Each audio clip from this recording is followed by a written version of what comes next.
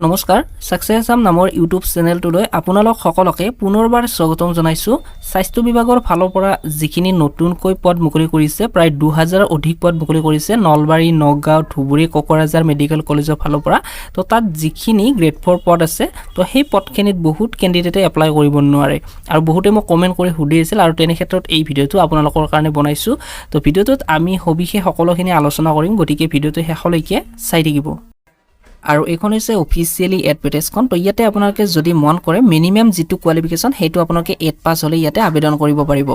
আৰু বহুত বন্ধু বান্ধৱীয়ে মোক সুধি আছিল আমি ডিগ্ৰী পাস এপ্লাই কৰিব পাৰিম নে নোৱাৰিম বা আমি ডিগ্ৰী পাসতকৈ অধিক কোৱালিফিকেশন আছে এপ্লাই কৰিব পাৰিম নে নোৱাৰিম তো ইয়াতে আপোনালোকে চাও পাৰে